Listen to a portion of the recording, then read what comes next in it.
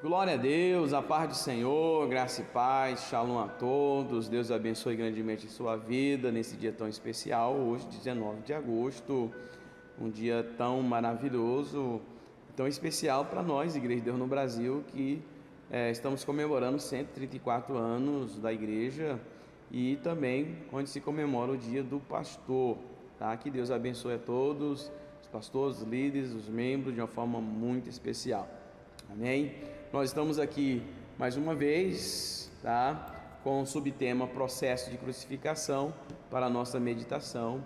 Eu te convido a você compartilhar esse link, se inscrever no nosso canal, tá? Você aí acione o sininho para receber as notificações, tá? E juntos vamos crescer na graça e no conhecimento de Cristo Jesus. Amém?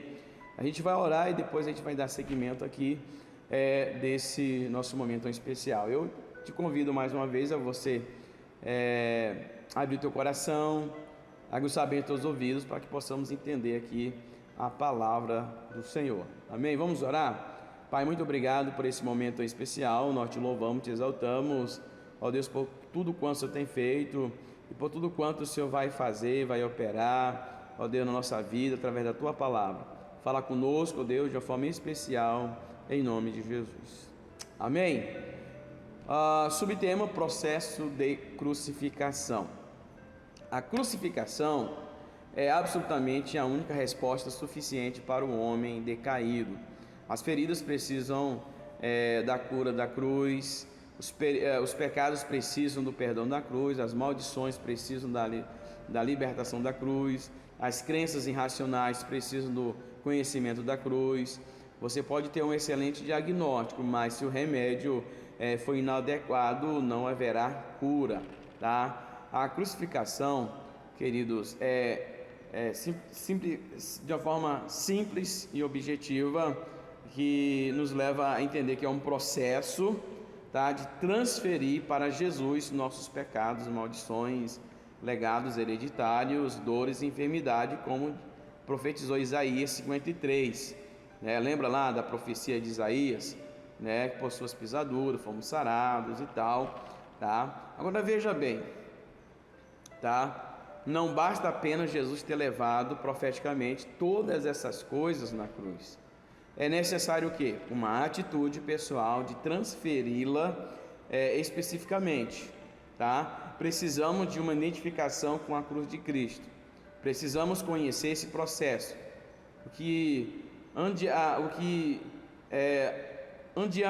vai adiantar, na verdade, essa expressão, que vai adiantar, ou que adianta, tá? O fato de Jesus ter pago o preço pela culpa da humanidade, sem a menos sabermos disso, tá? Ter o direito à salvação não significa ter a salvação. E o fato de Jesus ter morrido, a gente vai ver aqui, por todos, significa que todos estão imediatamente salvos? É a primeira pergunta.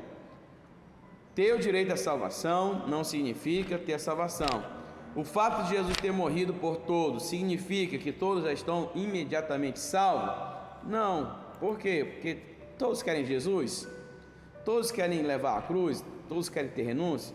Não. Precisamos conhecer esse processo, tá? Precisamos. Então veja bem, obviamente que a gente coloca aqui um grande não, tá certo? Jesus morreu para romper todo o legado de maldição e enfermidade, mas todos estão completamente libertos e curados? Não. Temos que admitir isso. Quando entendemos, cremos e aceitamos o que Jesus fez por nós, passamos a ter o direito a uma vida totalmente livre, saudável e abundante. Quando entendemos, cremos, aceitamos o que Jesus fez, reconhecer o que Ele fez e entender isso e viver isso, tá? Porém, desfrutar de uma forma eficaz dessa vida é muito mais do que ter o direito a ela. Apesar de todo crente ter o direito a uma vida totalmente liberta, mas na verdade poucos a têm. E existe uma distância entre ter o direito a uma vida livre e realmente ter essa vida livre e abundante. Essa é a mensagem Perdão, essa é a mesma distância entre a cruz e a crucificação, tá? A mesma distância. A cruz de Cristo, tá? Não adianta nada se não termos a disposição voluntária de sermos crucificados, tá? Então é aquilo que Paulo está dizendo, tá? Sobre a crucificação, a vida que ele vive na carne. Primeiro ele começa dizendo, ó, não vivo mais eu, mas é Cristo que vive em mim, e a vida que vivo na carne, vivo para o Filho de Deus, tá? A gente vai falar aqui sobre acertando o alvo. A crucificação pode ser definida, resumidamente, num processo de negar a si mesmo, ok? Quando a gente, tem que crucificar, tem que colocar na cruz, eu e você, não, tá? É o processo de negar a si mesmo, porque as pessoas negar a si mesmo, irmãos, é um milagre, é só um milagre para algumas pessoas. Negar isso é a crucificação do indivíduo, tá? Ok? Para não perguntar para ele assim, você quer ser crucificado numa cruz de madeira ou quer aceitar Jesus? Qual que seria mais fácil? Né? Entendeu? Então assim, claro que as pessoas não vão querer a crucificação, elas vão querer Jesus. Mas o fato de querer Jesus, ser amigo de Jesus, é obedecer o que Ele manda, o que Ele nos manda. E o que Ele nos manda? Né? Olha, tome tua cruz, renuncia e depois me segue. E quando Ele fala segue-me, Ele diz assim, olha para mim. Lembra de ontem? Olha para mim. Então você se nega, aí agora você olha para mim, que você vai aprender de mim, que sou manso e humilde de coração. Aí já entra Mateus, e a Bíblia responde a própria Bíblia. Isso é muito interessante, tá? Então vamos analisar os vários parâmetros da crucificação, tá? Estas são as armas, tá? Os mais poderosos princípios de libertação, ok? Apocalipse diz assim, 12:11: eles, pois, o venceram por causa do sangue do Cordeiro e por causa da palavra do testemunho que deram, e mesmo em face da morte não amaram a própria vida, tá? Então, primeiro que a gente vai analisar aqui, né, parâmetro da crucificação. Veja bem o que João está dizendo em Apocalipse. Eles, pois, o venceram por causa do sangue do Cordeiro e por causa da palavra do testemunho que deram, e mesmo em face da morte não amaram a própria vida. Primeira coisa que nós aprendemos aqui é a humilhação. É o processo de renunciar à reputação com o objetivo de tratar responsavelmente dos pecados, feridas, abusos e causas de maldição. Lembra lá, 2 Crônicas 7,14? Se o meu povo, que se chama pelo meu nome, se humilhar e orar e buscar e se converter aos seus maus caminhos, então eu ouvirei dos céus e perdoarei os seus pecados e sararei a sua terra.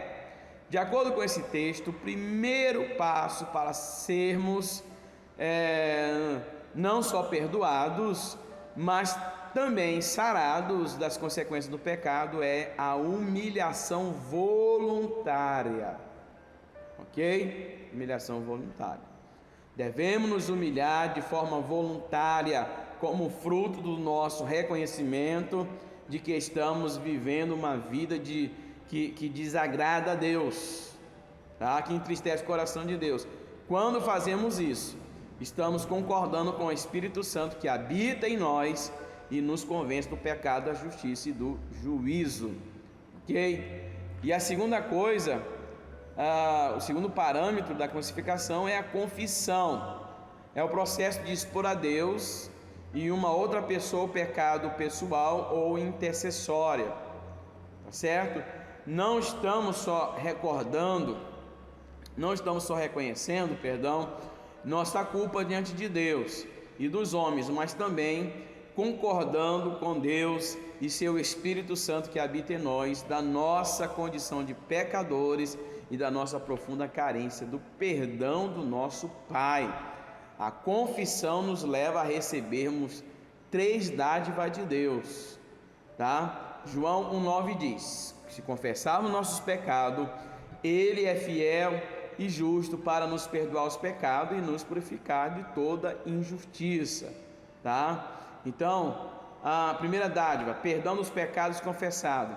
Isso significa que toda a carta de acusação que era contra nós foi cancelada e cravada na cruz. Quando confessamos nossos pecados de forma sincera, de forma correta, Deus não se lembra mais deles, tá? A segunda dádiva, purificação de toda injustiça. Todo pecado praticado gera como uma das suas consequências uma contaminação espiritual e emocional. A única forma de nos sentirmos livres dessa sensação de impureza espiritual e emocional é através da confissão, que nos purifica de toda injustiça do pecado cometido, tá? E a terceira dádiva, que podemos ver aqui, cura das feridas causadas pelo pecado. Aí Tiago 5,16 diz: confessai, pois, os vossos pecados uns aos outros e orai uns pelos outros para seres curados. Muito pode por sua eficácia, e súplica do justo. Uma das consequências do pecado são as feridas, enfermidades espirituais, emocional e algumas vezes físicas, tá? Muitas vezes são feridas tão profundas que causam a morte em muitas áreas da vida. Não podemos negligenciar essa verdade. Muitas pessoas são perdoadas dos seus pecados, purificadas de toda impureza, mas ainda estão feridas e precisam de curas, tá? Muitos pecados se tornaram uma prisão para muita gente porque nunca conseguiram confessá-los a alguém. Vai interiorizando isso aí. Infelizmente, são todas as pessoas da igreja que estão aptas a ouvir a confissão e orar para que haja cura, tá? Já que a falta de maturidade de muitos o impedem de serem canal de bênção, por isso é necessário procurarmos pessoas capacitadas para essa obra específica, conselheiros maduros que Deus separou para esse ministério, tá? Não vá procurar qualquer um, não vá procurar qualquer pessoa, tá? E a gente vai aqui ver o terceiro parâmetro da crucificação, tá? Que é arrependimento. A raiz da palavra arrependimento quer dizer mudança de mente ou mudança de coração e de atitude. E isso especialmente a respeito do pecado e do relacionamento com Deus. Significa uma volta completa, uma mudança de direção. Arrependimento não é convicção de pecado e confissão, embora as duas coisas façam parte dele, tá? Arrependimento se consuma na mudança, tá? E no abandono do pecado e do estilo de vida pecaminoso. Aquele que confessa e deixa alcança misericórdia, tá? Então é abandonar, ok? Aí vem as fases do arrependimento. A decisão de nos ajustar à vontade de Deus. A fase do arrependimento é exatamente isso, a decisão de nos ajustar à vontade de Deus. Começa com a tristeza pelo pecado gerada por Deus, porque a tristeza, segundo Deus, produz arrependimento para a salvação que a ninguém traz pesar, mas tristeza do mundo produz morte. Passa pela humilhação, tá? Lembra lá, se meu povo que se chama pelo meu nome se humilhar e orar e me buscar, se converter dos seus maus caminhos, eu ouvirei dos céus, perdoarei os seus pecados e sararei a sua terra, tá? Humilhação, pela tristeza e pela humilhação, e agora pela confissão. Confessei-te o meu pecado e a minha iniquidade, não mais ocultei. Disse: confessarei ao Senhor as minhas transgressões, e tu perdoastes a iniquidade do meu pecado. Salmo 32:5. Se confessarmos nosso pecado, Ele é fiel e justo para nos perdoar e nos purificar de toda injustiça. E termina no abandono do pecado, né? Provérbios 28:13. O que encobre as suas transgressões jamais prosperará, mas as que confessa e deixa, alcança misericórdia. Não existe, irmãos, tá? Não existe vida cristã autêntica e relacionamento com Deus sem arrependimento. Nós precisamos nos arrepender, nós precisamos nos humilhar, precisamos confessar ao Senhor. Amém? E uma outra coisa, a quarta coisa é o perdão. Perdoar é o processo de enfrentar responsavelmente nossas feridas e ressentimento. Sem perdoar, não podemos ser perdoados. Perdão não é um sentimento, é um mandamento. Nossa posição é decidirmos obedecer. Quando decidimos perdoar, escolhemos o caminho da cruz, e só da cruz é que podemos dizer: Pai, perdoa-os porque não sabem o que fazem, tá? Porque se perdoardes aos homens as suas ofensas, também o vosso Pai celeste vos perdoará. Se, porém, não perdoardes aos homens as suas ofensas, tampouco vosso Pai vos perdoará as vossas ofensas, tá? E entra a quinta coisa, renúncia. É o ato de entregar a Deus tudo aquilo que nos separa dele, e também o processo de contemplar o arrependimento no sentido de desfazer e anular pactos, alianças, acordos, pedidos, rezas, crenças, etc., em relação a entidades demoníacas, tá? Assim, pois, todo aquele que dentre vós renuncia a tudo quanto tem, assim, pois todo aquele dentre vós não renuncia a tudo quanto tem, não pode ser meu discípulo, tá? Então, para que possamos ser discípulos, tem que haver renúncia, ok? Uma outra coisa é restituição, é o processo de retratar, devolver e restaurar aquilo que foi danificado, subtraindo ou defraudado na vida de outras pessoas, tá? A restituição.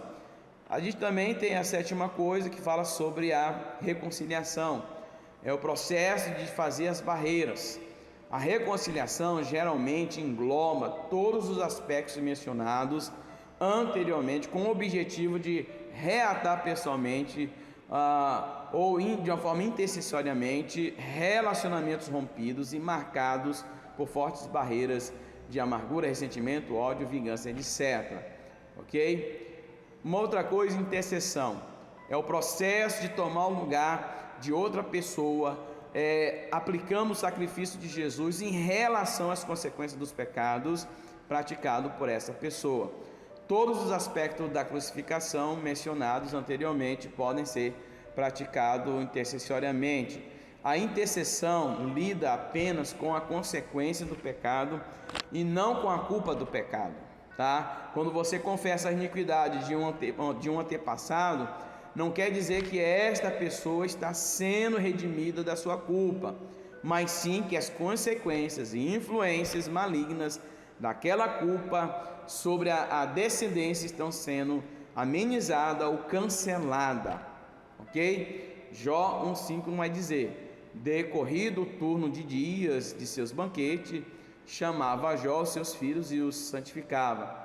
Levantava-se de madrugada e oferecia holocausto segundo o número de todos eles, pois dizia: talvez tenham pecado os meus filhos e blasfemado contra Deus e em seu coração. Assim o fazia Jó continuamente, ok? E a gente vai ver aqui um princípio básico, irmãos, da intercessão, tá? Romanos 5,18 diz: pois assim como, pois, uma só ofensa veio o juízo sobre todos os homens para a condenação, assim também, por um só ato de justiça, veio a graça sobre todos os homens para a justificação que dá vida, ok? Esse texto retrata o aspecto intercessório da morte de Jesus, focalizando o poder da intercessão, tá? Legado ao corpo de Cristo. A morte intercessória de Jesus sancionada pela confissão corporativa de pecados e iniquidades em relação à nossa linhagem, satisfaz a justiça de Deus, tá? Desautorizando a permanência de demônios e reintegrando o direito de influência sobre a nossa família e descendência ao Espírito Santo. Assim como todo pecado de uma pessoa deixa uma consequência para muitas, pelo mesmo princípio, a intercessão de uma pessoa pode resgatar muitos dessas mesmas influências e consequências. Por isso que é importante a intercessão, por isso é importante ter uma vida intercessória, por isso é importante você estar na brecha, intercedendo e orando, né, e se colocando no lugar dessa pessoa. O princípio da identificação. Através da intercessão, podemos nos identificar com o corpo a que pertencemos, seja ele familiar, denominacional, territorial. Na identificação, podemos sentir o que a pessoa está sentindo, como também orar a oração do coração de Deus. Esse é o princípio da identificação. Princípio do resgate. Quando você confessa intercessoriamente as iniquidades de uma outra pessoa, você estabelece um processo de resgatá-la da consequência, que ela deveria sofrer, e mais que isso, acontece uma forte confrontação dos demônios que estão cegando e manipulando a pessoa por quem intercedemos, Então o negócio é forte. Dessa forma, não só afastamos os demônios, como viabilizamos a ação da presença de Deus na vida da pessoa, ok? O princípio do resgate. Princípio da colisão. Através da intercessão, não apenas servimos como escudo para as pessoas, como também colidimos com as forças e influências demoníacas infiltradas, desalojando-as, Normalmente o intercessor sente o impacto dessa colisão, no momento da libertação. Ela sente, ok? O princípio do ato profético.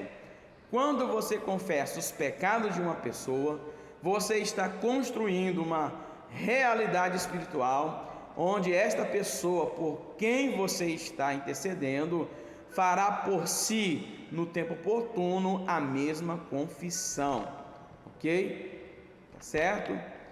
Outra coisa, o princípio da coletividade. No âmbito de uma linhagem, a confissão intercessória restaura os lugares antigamente assolados de geração em geração. Portanto, quando confessarmos intercessoriamente os pecados das nossas gerações antepassados, vamos promover um benefício coletivo, tá certo? Então a gente falou aqui sobre o princípio básico da intercessão, Agora, elementos que fortalecem a intercessão, Perímetro de unidade. Se o meu povo, que se chama pelo meu nome, se humilhar e orar e me buscar e se converter dos seus maus caminhos, então eu ouvirei dos céus, perdoarei os seus pecados e sararei a sua terra. Perímetro de unidade. Unidade em quem? Em Deus, ligada em Deus, focada em Deus, olhando para Jesus. Outra coisa, nível de concordância. Dar-te-ei as chaves do reino dos céus, o que ligares na terra terá ligado nos céus, e o que desligares na terra terá sido desligado nos céus. Concordância, irmãos, ok? Elementos que fortalecem a intercessão. Perseverança. Sobre os teus muros, ó Jerusalém, pus guardas que todo dia, toda noite jamais se calarão. Vós, os que fareis lembrado Senhor, não descansei, nem deis a ele descanso até que restabeleça Jerusalém e a ponha por objetivo de louvor a terra, Elementos que fortalecem a intercessão. Perseverança, Isso é muito importante.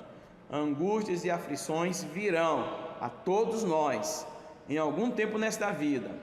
Quando assim acontecer, nós, como crentes intercessores, devemos nos fortalecer no Senhor, confiar nele como nosso refúgio e orar, crendo na veracidade da sua promessa de que nunca nos abandonará, que nunca vai nos abandonar, ok? Ou nos abandonará aqueles que firmemente confiem em Deus e Ele lhes dá força e graça suficiente para vencer em tempos de aflição. Amém? E já encerrando, queridos, tá? Tiago diz: tenha, porém, paciência a sua obra perfeita, para que sejais perfeitos e completos, sem falar coisa alguma. Sejais perfeitos significa maduros. Transmite a ideia bíblica de perfeição no sentido de relacionamento correto com Deus. Amarás o Senhor teu Deus de todo o teu coração, de toda a tua alma e de todo o teu pensamento. Amém? Que Deus em Cristo te abençoe com mais essa palavra, tá? A gente falou sobre o processo de crucificação, ok? E que o Espírito Santo revele mais o teu coração de uma forma especial. Amém? Vamos orar ao Senhor, vamos bendizer o nome do Senhor. Amém? Glória a Deus. Não se esqueça que amanhã, quinta-feira, tá? Estaremos novamente aqui com vocês para a honra e a glória do nome de Jesus, tá? Dia 20, dia 21 é a pastora Mariane, não encerra dia 21, vai encerrar no dia 22, amém? Avise todos aí, dia 22 é o nosso encerramento. Que Deus te abençoe de uma forma especial. Vamos orar. Pai, te damos graça por esse momento tão maravilhoso. Ó Deus, eu oro, ó Deus, pela vida dos meus irmãos, ó Deus, para que o Senhor dê entendimento, sabedoria e graça, que juntos possamos romper, que juntos possamos, ó Deus, estar debaixo da tua graça, sobre graça, ó Deus, e entendendo, ó Deus, esse tempo ao qual estamos inseridos, esse momento intercessório, e que benefícios e mais benefícios venham sobre a nossa vida. Assim oramos, te agradecemos e te bendizemos em nome de Jesus. Amém? Que Deus te abençoe grandemente. Tenham todos uma excelente noite em nome de Jesus.